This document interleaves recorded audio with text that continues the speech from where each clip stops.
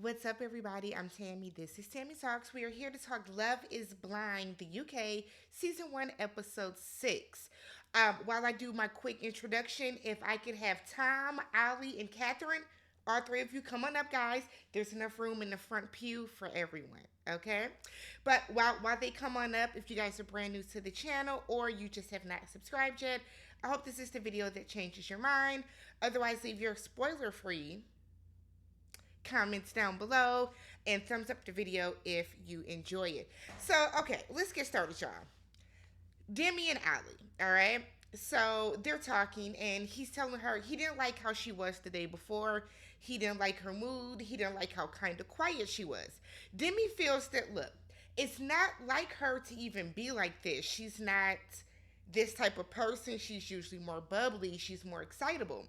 She said that she was apprehensive from the moment that Catherine and Freddie came into the little party. So she acknowledges that she struggles with communication, and that's why she stays quiet at times instead of just saying what's on her mind. I'll tell y'all now, always say what's on your mind within reason.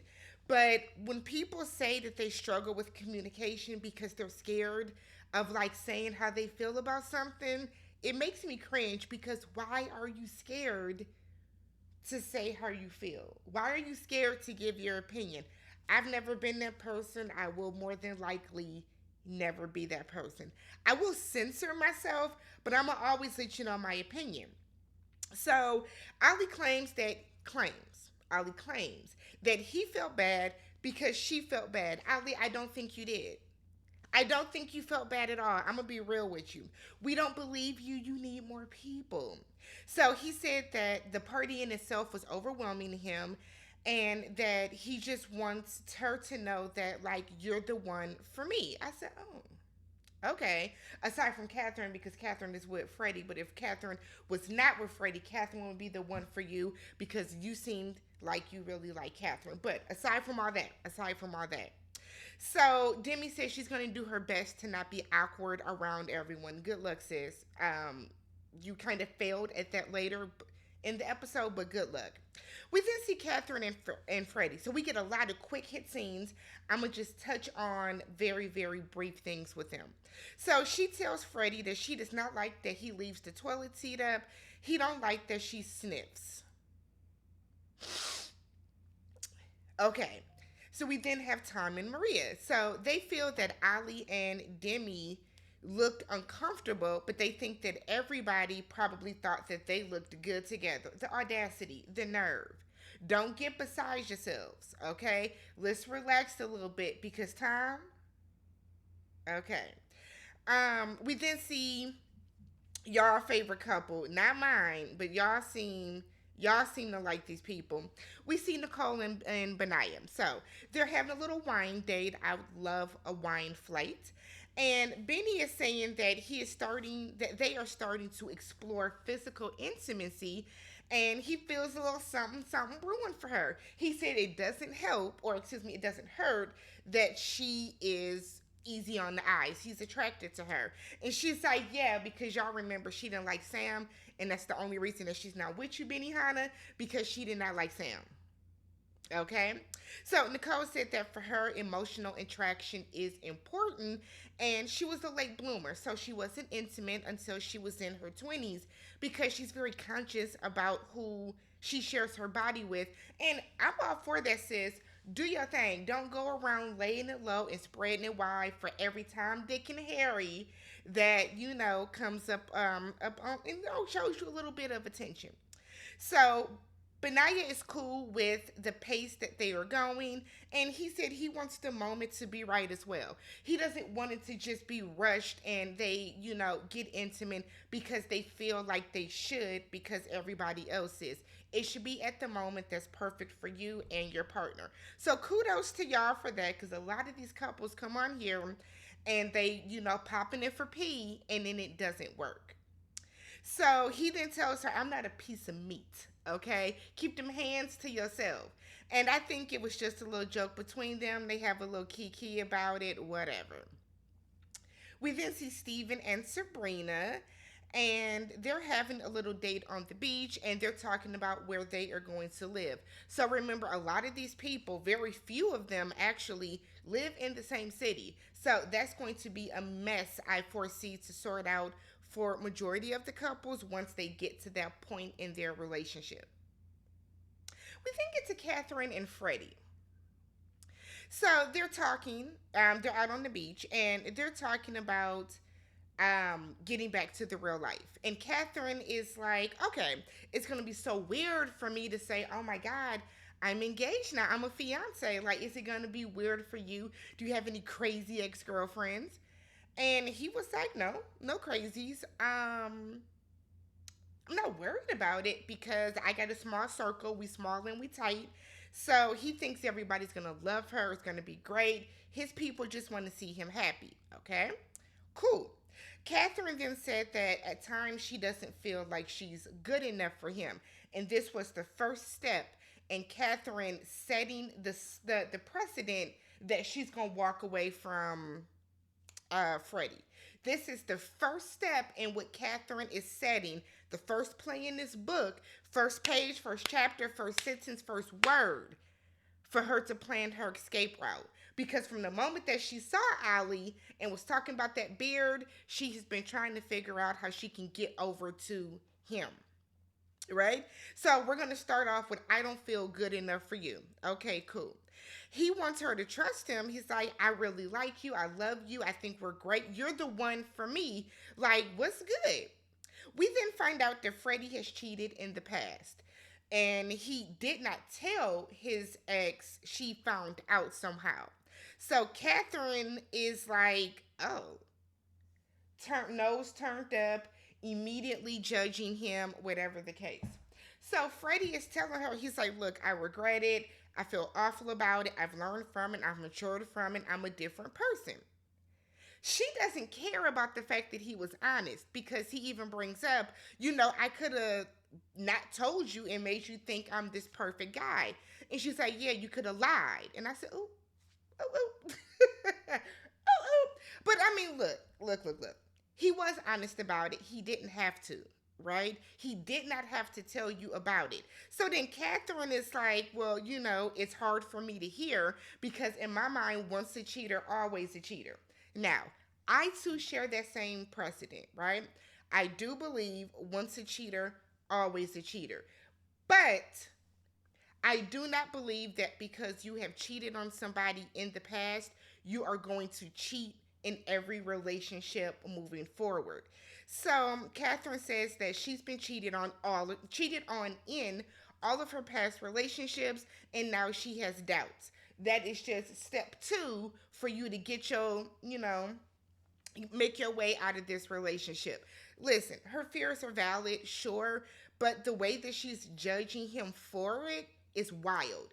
Like, you didn't get any details. How long ago was it? How long were you in that relationship? Not saying that any of that stuff is an excuse, but get some more details. Get some more details about it. So, how long ago did you cheat? What did you do? Did you kiss somebody? Did you sleep with somebody? What was going on in the relationship? You know what I mean? Like, find out more details. Don't just go forward and say once a cheater, always a cheater. But you really should have asked this question in the pods. Okay? So later that day, everybody meets up and the hosts come out and they let them know time to get back to the real world. Y'all are getting ready to move in together. You're going to get your cell phones back. You are now going to be back in contact with your people. Let's see how you guys incorporate each other into your lives. All right? Let's get to the next phase of their relationship. So we see Ali telling Benaya that he feels isolated out there because of some small factions that are going on. Why do you feel isolated? I keep wanting to call him Benihana. But Naya, you were not the right person for that conversation because you haven't been there the whole time, right? I think he should have went back to talk to Bobby in his ears or go talk to Steven. Steven seems very mature, very sure of himself. I feel like Steven would have given you the best advice. Why are you talking to Benaya? No shade to Benaya, but okay. So then we see Catherine and Demi. This conversation should have happened, Catherine, before you talked to Ali the night before. I stand on that. You know Demi. Y'all were in the pods together. By no means should you have went and talked to her fiance without saying, "Hey girl, hey, I'm gonna go over here and talk to him because I want to clear up something that was misconstrued when after we broke up." But let's have the conversation now. Demi lets her know that she was triggered by what happened the other night at the beach, the laughing and the chuckling, or whatever the case. Catherine said that, look, you cool, y'all straight, because the moment that I saw Freddie, I knew I was going to marry him. I said, oh. And then you knew the moment that he said that he cheated in a past relationship, you were not going to marry him. Don't tell half the story, tell the whole thing, Catherine. Don't play in Demi's face like that. Don't play in her face. So Catherine then said that her and Freddie even felt bad because, Demi, you're not yourself, and I know you, and this is not how you were in the pods, girl. Yes, it was. We saw Demi in the pods. We saw her slide down the wall a time or two. What are you talking about? But I guess. So Demi is like, look, this is how I'm behaving, how I'm feeling, how I'm moving. It's not a reflection of how Ali is treating me. I want to make that very clear. He hasn't done anything wrong. This is just me. So Demi is like, I've seen all the different sides of him. He wants to hang out with the boys, and he's the life of the party, and he's the ladies' man, and he's sweet to me when we're in private and nobody else can see. But that, like, she's describing all of this, and I said, oh, girl, don't set your man up and tell him how perfect, or tell Catherine how perfect he is. You're selling him to Catherine. Y'all ever heard of the phrase, don't ever let your girlfriends know how good your dude is in bed? This is the same scenario. You are selling Ali to Catherine right now, who already wants your man. Oh my God. So Demi kept saying how happy she was, and Catherine just told her, okay, well, tell your face. The same thing that Ali told her earlier. If you're happy, tell your face. let your whole body know that you're in a good mood, all right? So we then get to Freddie talking to Steven. Freddie's little feelings are hurt. Okay. Freddie's telling him, look, I told Catherine that I cheated. I ain't had to tell her that. I didn't have to admit it. He was like, but like now I feel the way because she was like, once a cheat, always a cheat. So Catherine's not taking into account how her words made Freddie feel. I feel that's because she's a selfish ass person. Okay. But, whatever floats your boat. So Steven tells him, look, it happened in the past. You've grown from it. You've learned from it. All you can do is walk your walk, and eventually she will see too that you are a changed person because of it. Do I think that she's going to see that? I don't. But we'll see what happens. So we then see Ali sitting on the couch talking to Bobby. Okay? Y'all told me all about this scene in the comments. Thank you. So Ali is talking to Bobby and saying how overwhelmed he is with the process right now. Like everything is happening too fast because, the girl that I was going to break up with, that broke up with me first, she's now here. And then the girl that I proposed to, she's so self-deprecating. But now the other girl is here and she's giving me the I remember stolen glances. And now I just don't know what to do because I really want to talk to. You've made it overwhelming for yourself because you're not being truthful, Ali. That's what it is. So Ali said that him and Demi are good behind closed doors. When we're behind closed doors, we're good, we're great. It's just when we're in front of everybody, and I don't want Catherine to see me be affectionate towards her just in case I have a chance with Catherine, that's what's overwhelming. I got to try to sort all these feelings out. So they're talking, and Bobby is like, well, look, are y'all good? Because, Jasmine and Demi are best friends, and Jasmine is like concerned about her homegirl. While this is happening, Jasmine comes over and it's like, scoot over. Scoot over. One, I didn't like that. I didn't like that. Jasmine, this was not your conversation. This was not your place. Your place is to support your homegirl by being there for her and being a shoulder for her, being a listening ear for her. It is not your place to go and check her dude on her behalf, especially when she didn't tell you to. She didn't ask you to. She didn't hint that she wanted you to. Okay. So Ali starts to shut down and he don't want to talk anymore because Jasmine is like, do you like her? Do you like her? Do you like her? Prove it, prove it, prove it. And I was with Ali. Girl, shut the fuck up. I was on Ali's side in that moment. Why are you talking to me? What are you doing? Jasmine was doing too much. I understand having your homegirls back. I do. Trust me, I have been there. But the way that Jasmine did it was all the way wrong. So Jasmine keeps telling Ali that you need to be more give her more reassurance. She doesn't know if you like her. Do you like her? If you like her, you like her. If you don't, you don't. Tell her, tell her, tell her. And I was like, Jasmine, you are causing more harm than good right now. So Ali gets defensive. He gets loud with her, right? He's getting irritated. Jasmine is like, whoa, what's wrong with you, girl? You're the problem right now. Great line of questioning, awful delivery. Awful delivery, Jasmine. So Demi comes over and it's like, hey, do you want to go for a walk? He tells her, no, I don't. See, now, Ali, now my problem is with you because why are you taking out your frustrations with Jasmine onto Demi? Demi didn't do anything to you. That would have been the perfect opportunity for y'all to go for a walk so you can have this conversation with her and find out where shit went wrong. So Bobby and Jasmine get up and leave, and Ali is like, look, I want to leave because what are you out here telling people? I ain't did nothing to you. I haven't said anything to you. What are you telling people that everybody's running up on me trying to make me a villain? You made yourself a villain with your actions. You're not going to feel like a villain unless you are actually doing something villainous. Nobody's going to automatically just paint you as a villain for the hell of it. That's not how things happen. More likely than not, more often than not, 97.258% of the time, if a group of people feel that you are being villainous, you are. You are. So Demi is like, I haven't said anything. I think it's just my body language. Now, Demi, you have said some things, but you haven't said that Ali has done anything, but you have been talking. So we got to clear that up, right? So Ali is like, look, I just want to go home. I don't even want to be here. I regret coming. We shouldn't have done this. For whatever reason, Demi awkwardly lays in his lap. He and like tries to wrap his arm around her. You can tell he doesn't want to touch her right now. So he's like, I should have never come here. Demi is like, well, there's nothing more I can say, but she is still laying across his lap. So finally he gets off and storms off. He gets up and storms off and has a tantrum.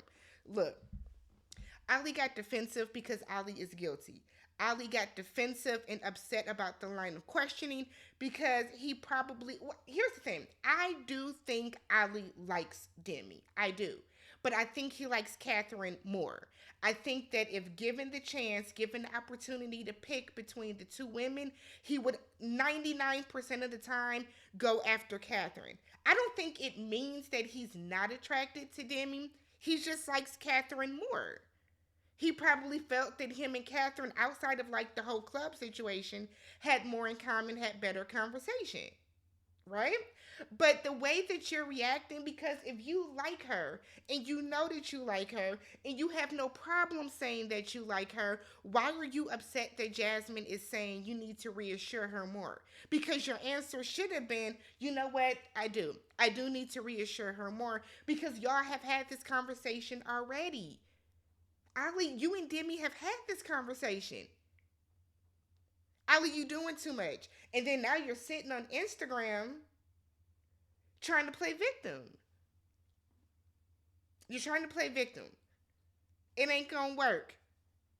Now you told my homegirl Roxy says that you didn't like the Clay vibes that she said you were giving. Nigga, you're giving them. You're giving them though. I don't know what else to do. Okay, you don't want Clay vibes, sure. You want to be Bertiz? You want Jared vibes? You're giving something, and it's not that I'm all in on Demi, I think you should apologize to Roxy. I'm gonna be real. You owe Roxy an apology, but let's move on. So we see the two of them talk later, and he tells her that he's getting to the point where he's wondering if this is for either one of them. And I said, Demi, that is your clue, sis. Walk away from it. Because if you are now questioning if it's this is for us, then it's not. Then it's not. But I feel like she's kind of thirsty, and at this point, she's desperate, and she's trying to keep her self esteem as high as she can. So she's going to act as if it's okay, it's okay, we'll get there, but I guess. Okay. So later, we then see Catherine and Freddie. All right. So they're talking, and he's letting her know that he feels a way about how she is handling him cheating in the past, right?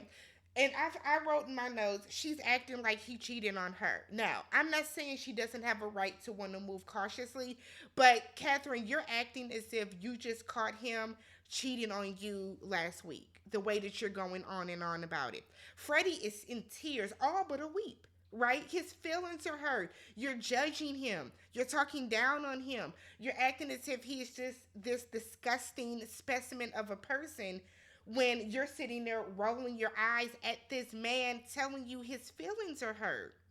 So she still is like, "With life is not rainbows and unicorns. That's not how life is. These are the hard conversations. Y'all didn't have a conversation. You judged him. Like I mentioned earlier, you didn't ask any follow up questions.